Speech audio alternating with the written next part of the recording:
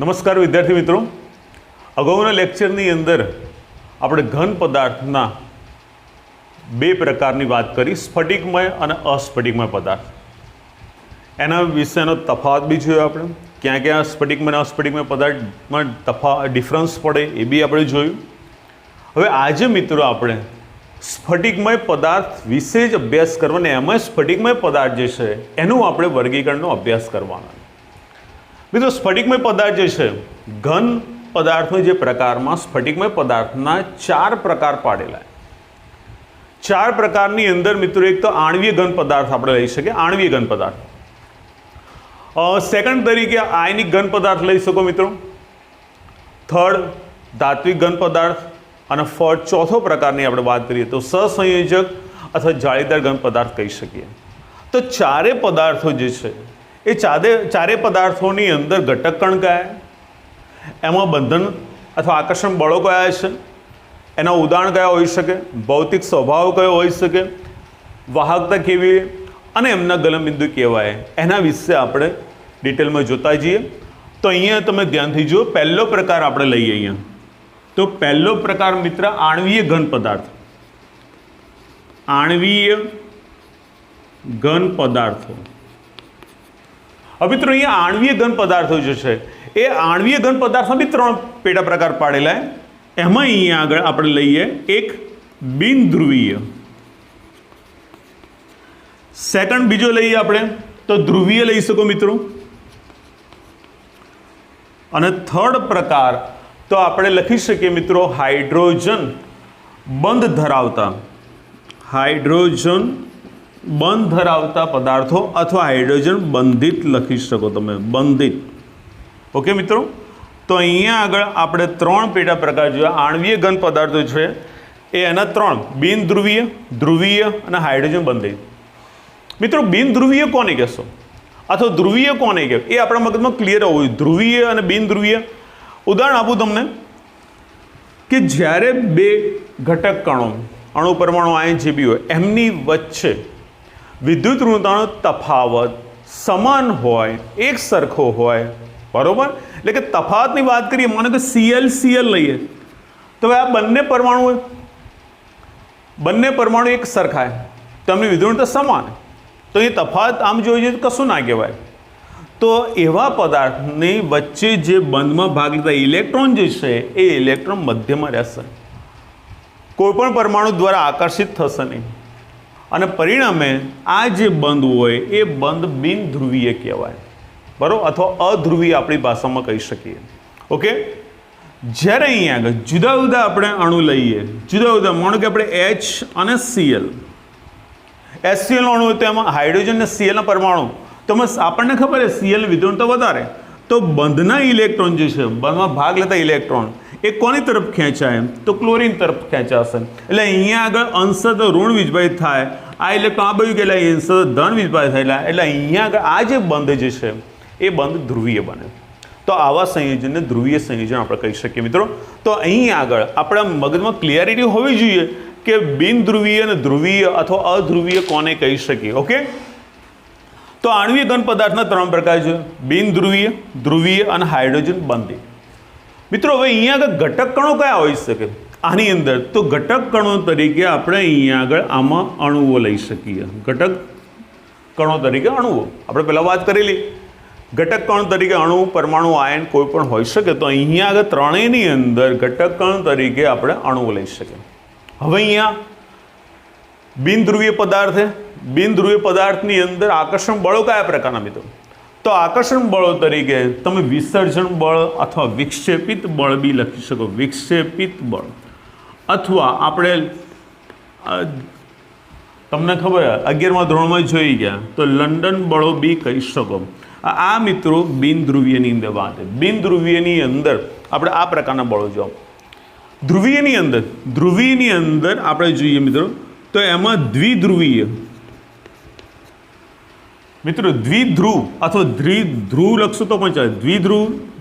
દ્વિધ્રુવ પ્રકારના આકર્ષણ બળો જોવા મળશે. દ્વિધ્રુવ પ્રકારના પારસ્પરિક ક્રિયા ધરાવતા આકર્ષણ બળો અહીંયા આગળ આની અંદર જોવા મળશે ધ્રુવીયની અંદર. મિત્રો હાઇડ્રોજન બંધિતની અંદર તો હાઇડ્રોજન બંધિતની અંદર હાઇડ્રોજન બંધ જ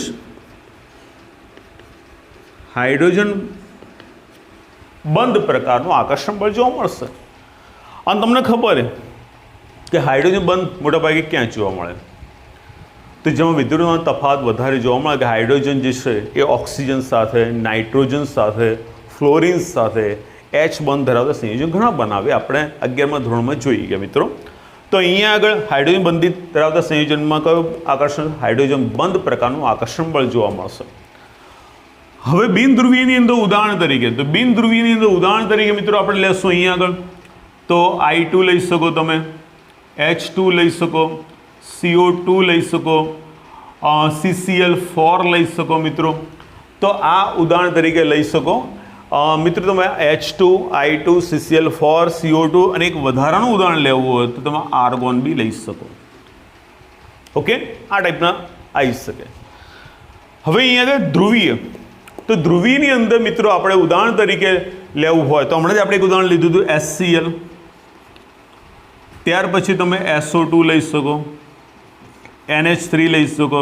તો આ પ્રકારના તમે ધ્રુવીયની અંદર ઉદાહરણ લઈ શકો. ઓકે, હાઇડ્રોજન બંધ આવે તો અહીંયા મિત્રો આપણે H2O લઈ શકો. H2O અને એ બી કયું સ્વરૂપ? તો યાદ રાખીએ આપણે બરફ સ્વરૂપ. તો આ આપણને MCQમાં બે વસ્તુ ખાસ પૂછી શકે, બરાબર? તો એ આપણને આવડવું જોઈએ. હવે આપણે વાત કરીએ ભૌતિક સ્વભાવ. તો મિત્રો આ જે સંયોજનો આણ્વીય ઘન પદાર્થો જે છે એ મોટા ભાગે મૃદુ હોય. સ્વભાવ એટલે મૃદુ, મૃદુ પ્રકારના, બંને મૃદુ પ્રકારના, આ બંને મૃદુ પ્રકારના. પણ અહીંયા આગળ બરફની વાત કરીએ, તમને ખબર બરફ સખત હોય. કેવું હોય? સખત હોય, મજબૂત હોય. બરફ ઉપર આપણે ફેટ મારીએ ખબર પડે કેવું હોય, અહીંયા વાગે, ખ્યાલ આવે? એટલે સખત મજબૂત હોય. વિદ્યુતીય વાહકતાની વાત કરીએ મિત્રો તો અહીં આગળ આ બધા જ પદાર્થો જે છે એ બધા જ પદાર્થો વિદ્યુતના અવાહક છે. અવાહક મિત્રો, વિદ્યુતનું વહન થતું નથી આની અંદર, બરાબર? એટલે વિદ્યુતના અવાહક આપણે કહી શકીએ મિત્રો.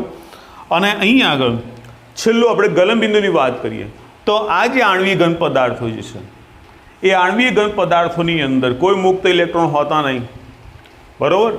એટલે અહીંયા આગળ એમને ગલનબિંદુ જે છે એ ગલનબિંદુ મિત્રો ઘણા નીચા હોય. અહીંયા આગળ આ પહેલાંની વાત કરીએ તો ઘણા નીચા, અને આમની વાત કરીએ તો નીચા ગલનબિંદુ જોવા મળશે, નીચા. તો મિત્રો અહીંયા પહેલો પ્રકાર જોયો આપણે આણ્વીય ઘન પદાર્થો. એના 3 પેટા પ્રકાર જોયા: બિનધ્રુવીય, ધ્રુવીય અને હાઇડ્રોજન બંધિત, બરોબર? અહીંયા બિનધ્રુવીયની જગ્યાએ તમે અહીંયા આગળ અધ્રુવીય શબ્દ બી લખી શકો, અધ્રુવીય. તો અહીંયા 3 પ્રકાર: બિનધ્રુવીય, અધ્રુવીય, ધ્રુવીય અને હાઇડ્રોજન બંધિત. બધામાં ઘટકકણ તરીકે અણુઓ જ છે મિત્રો. વિક્ષેપિત બળો અથવા વિસર્જન બળો બી કહી શકો, લંડન બળો કહી શકો, એ પ્રકારનું આકર્ષણ બળ. દ્વિધ્રુવ પ્રકારનું પારસ્પરિક આકર્ષણ બળ. અહીં હાઇડ્રોજન બંધ પ્રકારનું આકર્ષણ બળ. ઉદાહરણ ખાસ છે H2, I2, CO2, CCl4 અને આર્ગોન લઈ શકો. અહીં HCl, SO2 અને NH3 લઈ શકો. અને છેલ્લાની અંદર આપણે અહીંયા બરફ લઈ શકો. સ્વભાવ મૃદુ છે મિત્રો, વિદ્યુતના અવાહક છે, અને એમને ગલનબિંદુ જોઈએ તો ગલનબિંદુ બહુ નીચે જોવા મળશે. હવે આપણે બીજો પ્રકાર લઈએ તો બીજા પ્રકારની અંદર મિત્રો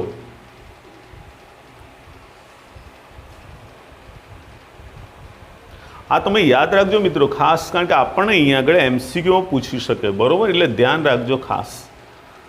હવે બીજો પ્રકાર જોઈએ તો આયનીય ઘન પદાર્થ.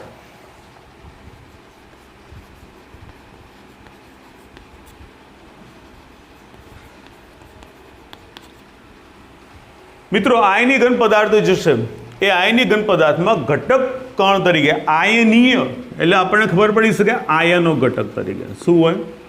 આયન હોય એ ઘટક કણ તરીકે અહીંયા હોઈ શકે. બંધન અથવા આકર્ષણ બળોની વાત કરીએ તો મિત્રો અહીંયા યાદ રાખજો, અહીંયા બંધન અથવા આકર્ષણ બળ તરીકે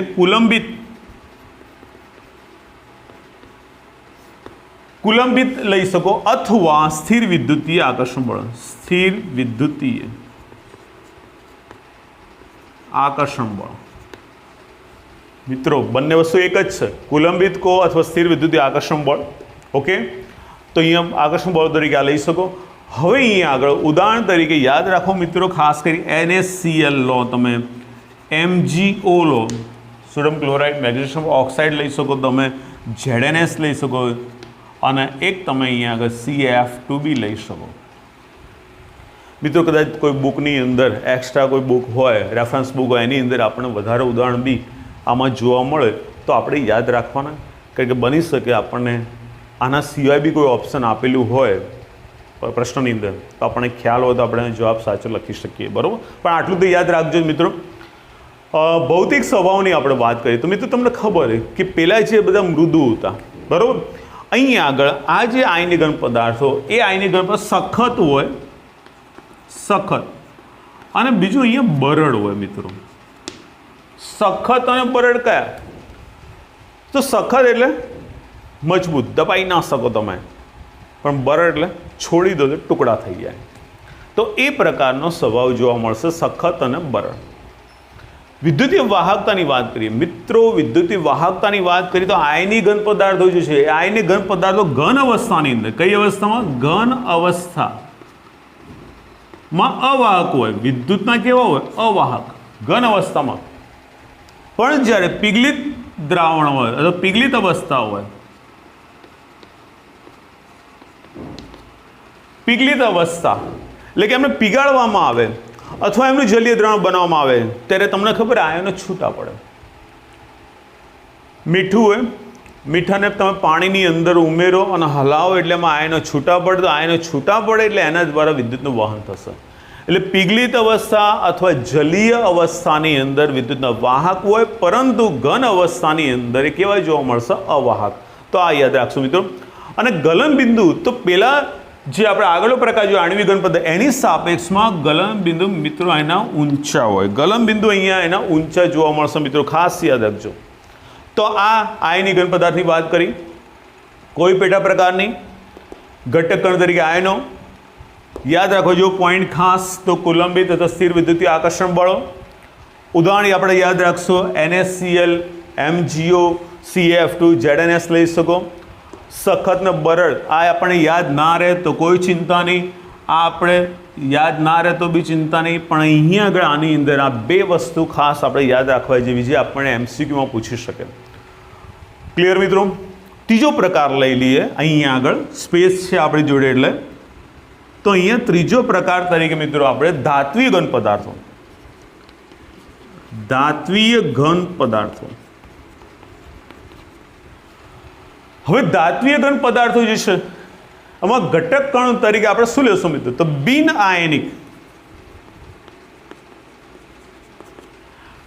આયનિક ઇલેક્ટ્રોનના સમુદ્રમાં, બિન આયનિક ઇલેક્ટ્રોનના સમુદ્રમાં રહેલા ધન આયન। 11મા ધોરણમાં આ બી આપણે ભણી ગયા। કર્નલ આપણે વાત કરતા યાદ હોય તો જ્યારે બિન આયનિક ઇલેક્ટ્રોનનો સમુદ્ર હોય, બધા ઇલેક્ટ્રોન ગોઠવાયેલા હોય મોટા વિસ્તારમાં, ત્યાં વચ્ચે વચ્ચે ધન આયન ગોઠવાયેલા હોય, તો એ અહીંયા આગળ ઘટક કણ તરીકે વર્તી શકે આ ધાત્વીય ઘન પદાર્થમાં મિત્રો।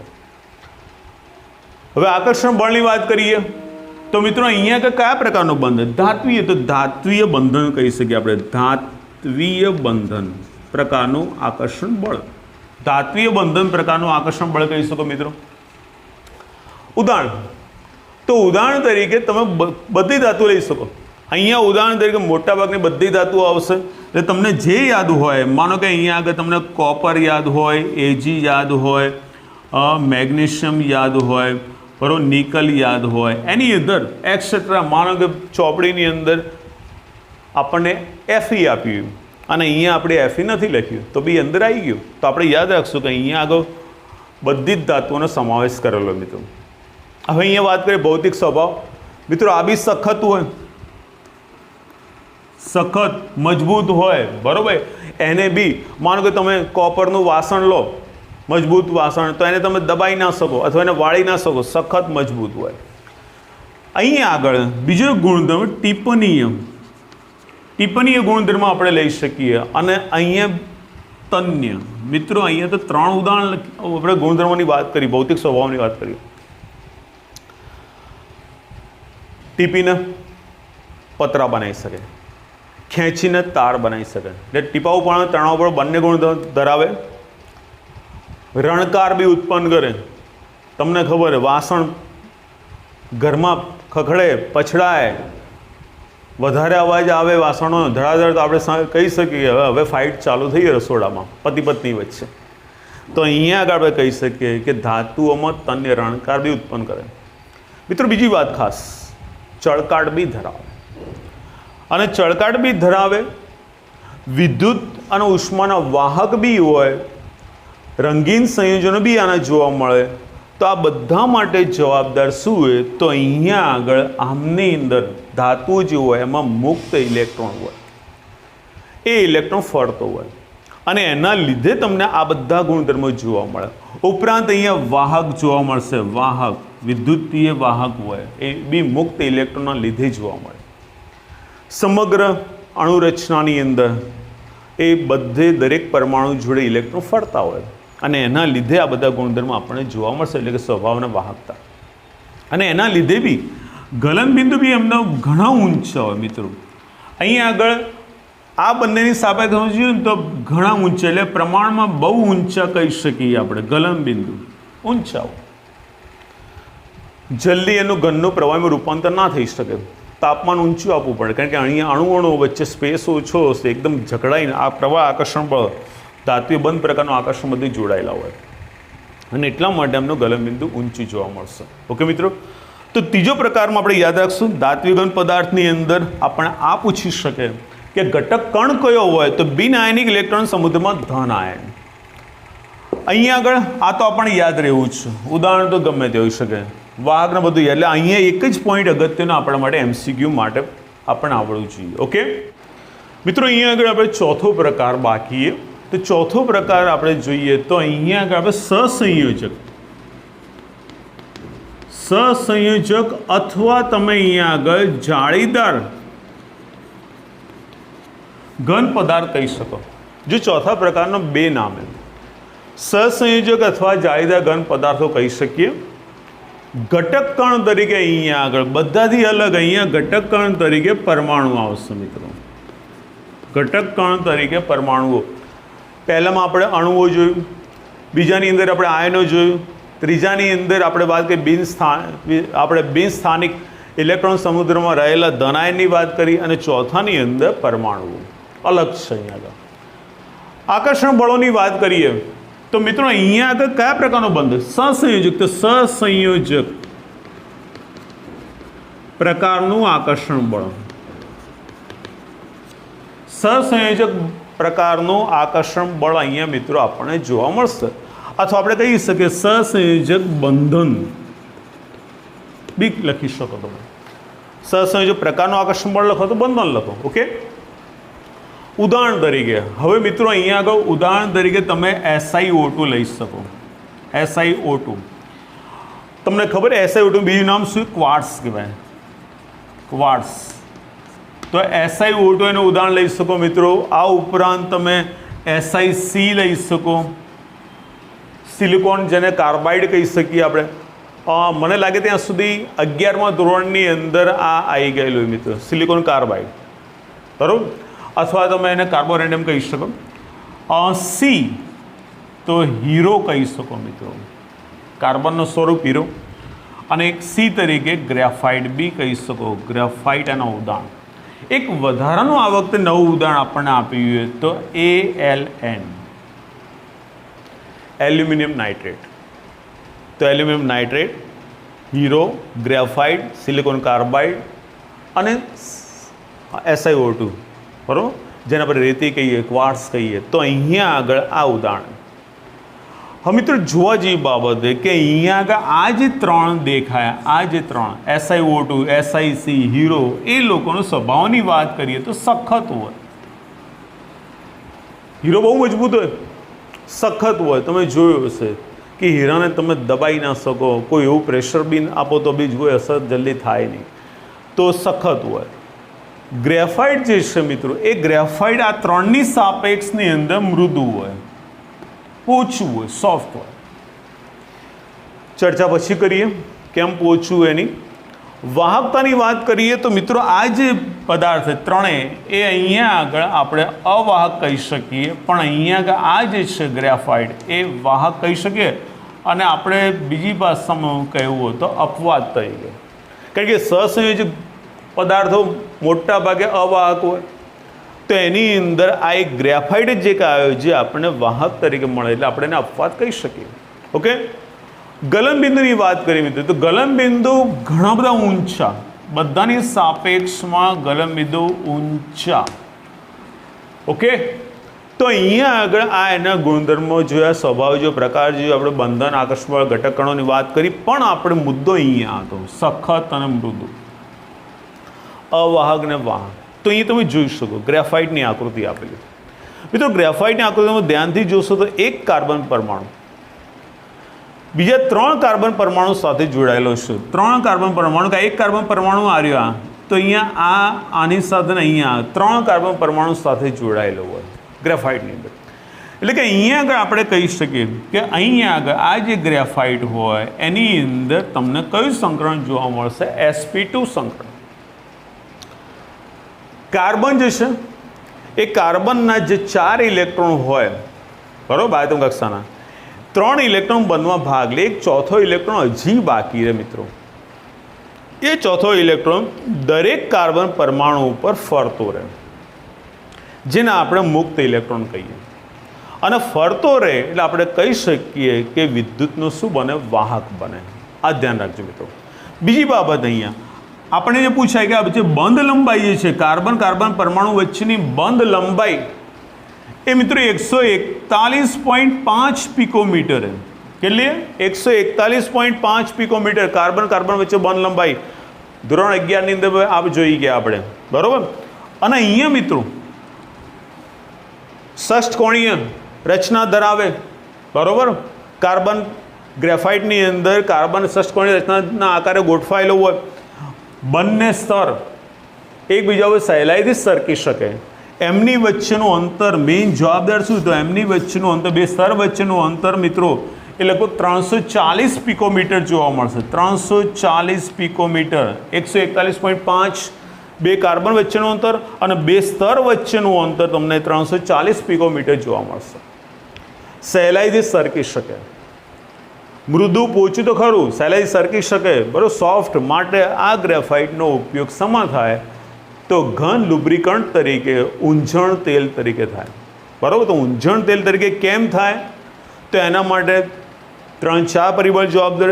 sp2 સંકરણ, મુક્ત ઇલેક્ટ્રોન ફરતો રહે, બંધ લંબાઈ તમે જોઈ શકો 141.5 અને અંતર બે સ્તર વચ્ચે 340 પિકોમીટર, સહેલાઈથી સરકી શકે, પોચું, અને એના લીધે એનો ઊંઝણ તેલ તરીકે ઉપયોગ થાય. ઓકે.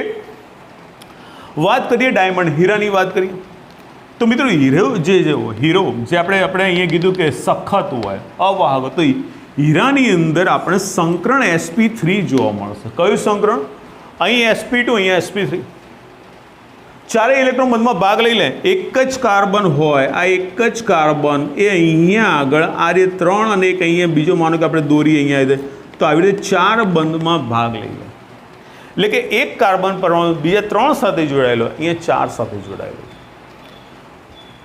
મિત્રો સમચતુષ્ફલક પ્રકારની રચના ધરાવે, કોઈ મુક્ત ઇલેક્ટ્રોન નહીં.